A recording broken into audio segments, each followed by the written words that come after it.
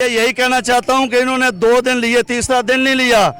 इनकी कांपें टांग गई और छठे टाट हो गए। Very good very good. कांपें टांग गई और छठे टाट हो गए। ये समझना मेरी बात को, ये इनकी औकात है। अगर मेरे कप्तान की तरफ आपने उंगली उठाई, आपकी उंगलियां भी काट दूंगा, आपकी गर्दन भी काट दूंगा और आपकी आंखें भी नोच लूंगा। आईजी साहब, आपकी बेटियों को इस तरह हम बरहना करते हैं, फिर हम देखते हैं कि आपका सब्र क्या कितना आपके अंदर सब्र है। आईजी साहब, हम आपके कमरे में घुस के आपकी बीवी को इस तरह बाहर निकालते हैं, आप बर्दाश्त कर लेंगे? आप अपनी माऊ बहनों की इस तरह बेइज्जती बर्दाश्त कर लेंगे? आपकी जिम्मेदारी ये नहीं है कि आप किसी के अल्लाहकार बने। मैं तो जापान था, मैं तो इधर था भाई, मैं इधर भी हूँ, जापान में भी हूँ। मेरे लीडर के साथ आप ऐसे करोगे, मैं आपके गिरेबान को पकड़ूंगा, मैं आपकी चादर चारदीवारी का तकद्दस पामाल करूंगा। अगर मेरे लीडर का और मेरे घरों को आप चादर चारदीवारी का तकद्दस पामाल करेंगे, आप कोई मुकद्दस गाय नहीं। अस्सलाम वालेकुम नाज़रीन, पाक जज्बात के साथ मैं हूं आपका मेज़बान मोहम्मद अली। आज हम ज़मान पार्क में खान साहब के घर के बाहर मौजूद हैं और हम एक ओवरसीज़ पाकिस्तानी के साथ मौजूद हैं जो खान साहब की मोहब्बत में जापान से पाकिस्तान चले आए। आइए इनसे बात करते हैं। अस्सलाम वालेकुम। जी वालेकुम सलाम जनाब। सर कैसे हैं आप? जी अल्हम्दुलिल्लाह ठीक। सर क्या वजह थी कि आप जापान से, मैंने सुना तशरीफ़ लेके आए हैं? जी मेरा नाम मियाँ अकरम है और मैं जापान से आया हूँ और अपने मुल्क की खातिर आया हूँ और अपने लीडर को सपोर्ट करने के लिए आया हूँ। हम अपने लीडर को इस मुश्किल वक्त में तनहा नहीं छोड़ सकते भाई। तो खान साहब को गिरफ्तार किया गया, सर पे डंडा मारा गया, तशद्दुद किया गया, क्या कहना चाहेंगे इन सब चीज़ों उसके लिए यही कहना चाहता हूँ कि इन्होंने 2 दिन लिए, तीसरा दिन नहीं लिया। इनकी कांपें टांग गई और छठे टाट हो गए। Very good very good. कांपें टांग गई और छठे टाट हो गए। ये समझना मेरी बात को, ये इनकी औकात है। अगर फिर भी इनको अभी कोई बात रह गई है ना, तो हम ये मैदान में खड़े हैं खान के टाइगर। हमारी जुर्रत को जमा लो जब जमाना है। आइंदा के लिए अगर आपने जुर्रत की, ये इम्पोर्टेड सरकार को मैं बता रहा हूं और उनके हैंडलर्स को भी बता रहा हूं, आइंदा एहतियात से काम लेना। हम शेर, हम जो इसके अपने खान के टाइगर जो खड़े हुए हैं बाहर, अगर मेरे कप्तान की तरफ आपने उंगली उठाई, आपकी उंगलियां भी काट दूंगा, आपकी गर्दन भी काट दूंगा और आपकी आंखें भी नोच लूंगा। तेरे जान साथ बेशुमार बेशुमार। ये आईजी पंजाब साहब ने कहा है कि पीटीआई के कारकुन ने जो इंतशार फैलाया है, हम उनको करैक्टर सर्टिफिकेट नहीं देंगे और 1 साल की और कुछ साल की सज़ा होगी, बाहर मुल्क नहीं जा सकेगा और कोई किसी भी सरकारी ओहदे पे जॉब नहीं कर सकेगा। इस टॉपिक पे क्या कहना चाहेंगे? उनकी क्या मजाल है जी, ऐसे करें? आईजी साहब के घर में मैं ये काम करता हूँ ना। आईजी साहब, आपकी बेटियों को इस तरह हम बरहना करते हैं, फिर हम देखते हैं कि आपका सब्र क्या कितना आपके अंदर सब्र है। आईजी साहब, हम आपके कमरे में घुस के आपकी बीवी को इस तरह बाहर निकालते हैं, आप बर्दाश्त कर लेंगे? आप अपनी माऊ बहनों की इस तरह बेइज्जती बर्दाश्त कर लेंगे? आपकी जिम्मेदारी ये नहीं है कि आप किसी के अल्लाहकार बने। आप इस अवाम के मुलाजम हैं, अवाम के मुलाजम रहें, अवाम की खिदमत करें। हमारे टैक्सों से आपकी तनख्वाहें जाती हैं। आईजी साहब, ये हमें धमकियां ना देना, ये गीदड़ बबकियों से हम डरने वाले नहीं हैं। हम पाकिस्तान में रहकर भी अपनी रोजी कमा सकते हैं। ये किसी और को जाके सुनाना, हम पटवारी नहीं, हम खान के टाइगर हैं, हमें पाकिस्तान को बचाना है। अच्छा सर, ये बताइएगा, कोर कमांडर हाउस में जो आग लगाई गई, आईजी साहब और जो नून लीग पीडीएम जो पीटीआई के कारकुनान का नाम लगाते हैं और पीटीआई के कारकुनान कहते हैं कि नामालूम अफराद इसके पीछे मौजूद थे, तो आप इस पे क्या कहना चाहेंगे?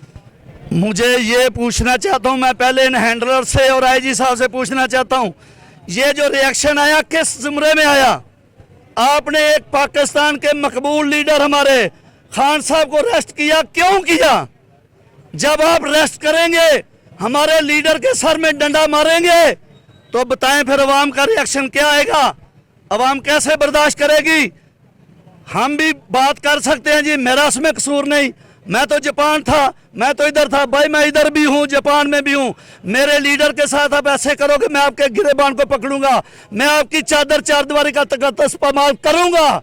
अगर मेरे लीडर का और मेरे घरों को आप चादर चारदीवारी का तकद्दस पामाल करेंगे, आप कोई मुकद्दस गाय नहीं है कि आपके यहाँ कोई नहीं जाए। हम जाएंगे जहां तक घुसना पड़ा। आपने कहा था कि हम घुस के मारेंगे, आपने उधर एक खुसरा बेच दिया, पता नहीं वो घुस के मार के है या मरवा के है, उसको पूछो क्या कर गया था। अगर हमें आपने चैलेंज किया तो हम मरवा के नहीं आएंगे, हम मार के आएंगे। हम मर्द हैं, हम खुसरे नहीं हैं। अच्छा सर, ये जो आईजी साहब हैं, आईजी पंजाब, पीटीआई के कारकुनान को जो कसूरवार हैं या बेकसूर हैं, बस वीडियोस में देख के उठाई जा रहे हैं, डर नहीं लगता आपको? यार कैसे डर लगेगा, हमारा मुल्क है, हम अपने मुल्क के लिए कर रहे हैं। आईजी साहब उठाना शुरू कर देंगे तो हम क्या करें, मुल्क से भाग जाएं? इस मुल्क को किसने बचाना है? ड्यूटी तो आईजी साहब की थी, ड्यूटी जिम्मेदारी तो उनकी है, हम तो उनकी जिम्मेदारी अपने कंधों पे लेके चल रहे हैं। हमने हर कदम पे अपने मुल्क को बचाना है, उसमें चाहे आईजी साहब आगे आए, कोई और आए, हमें इस चीज़ का परवाह नहीं है। हमें मुल्क अजीज है, पाकिस्तान नंबर 1 पे है, पाकिस्तान हमारी प्रायोरिटी है। पाकिस्तान के रास्ते में जो भी आएगा हमें उसकी परवाह नहीं है। तो ये जो इंतशार हुआ पिछले दिनों, मैं खुद मौजूद था, मैं कवरेज पे मौजूद था मीडिया की तरफ से, कंटेनर्स में, गाड़ियों में जो आग लगाई गई, तो कम से कम मेरा ख्याल है ये तो नहीं करना चाहिए था कारकुनान को। तो जब आपको वो नजर आ गई तो अल्लाह ने आपको आंखें दी हुई, आप साफी हैं, आपको वो जीपें नजर नहीं आई जिधर ISI के लोग सिविल कपड़ों में उतर रहे थे? वो किस लिए उतर रहे थे? उधर तरावियां पढ़ाने के लिए उतार रहे थे उनको, पर नमाजों में इमामत करानी थी मस्जिदों में। सिर्फ यही इंतशार फैलाना मकसद था उनका। आपका फर्ज बनता है कि आप एक साफी हैं, आप बेलौस जो सच्ची बात है वो करें। वो जो सिविल कपड़ों में लोग थे वो कौन है?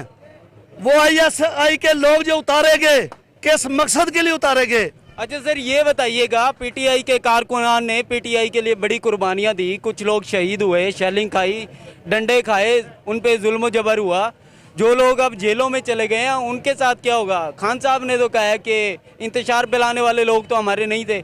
अब देखें, ठीक है, मैं मानता हूँ कि काफ़ी लोग इदारों से भी मौजूद थे, पर कहीं ना कहीं थोड़ा बहुत हमारे जो मासूम लोग हैं वो भी मौजूद थे ना जी। इन्होंने वही उठाए हैं जो बेगुनाह हैं, जो घरों से उठा लिए। जैसे मैं अभी बात कर रहा हूँ, मुझे उठा लेंगे तो कल को कहेंगे कि ये भी आग लगाने वालों में था। वो आग हम यही लगा रहे हैं, हम सच बात कर रहे हैं, सच की आग लगा रहे हैं भाई। हम आग लगाने वाले वो दूसरे लोग नहीं हैं, वो आपकी सिफ्त है।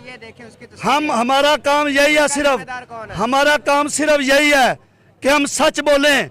सच की खातर जो कुर्बानी भी हमें देनी पड़ेगी अपने मुल्क की खातर हम देने को तैयार हैं। जब बेनजीर का गोली लगी थी उसके बाद से ये जलाओ घिराओ ट्रेनें, और इनका जो जिम्मेदारी है, जो इस पे नुकसान हुआ मुल्क पाकिस्तान का अवाम का, उस पर रिएक्शन किसने उठाया? किसी ने नहीं उठाया। किसी का नुकसान वही जमात पीपल पार्टी जिसने मुल्क खा लिया, उसके बारे में कोई आवाज़ उठाने के लिए तैयार नहीं है। और पाकिस्तान तहरीके साहब जमात को और मुल्क को दोनों को बचाने के लिए तैयार है। उसके ऊपर ये दहशतगर्दी के पर्चे काट रहे हैं, हम इसके बिल्कुल खिलाफ हैं। हम मुल्क पाकिस्तान के लिए अपनी जान और सब कुछ देने के लिए तैयार हैं, लेकिन दहशतगर्दों और उनके सहूलतकार जो आज बैठे हुए ऊपर, उनके लिए नहीं। चलें, ठीक है।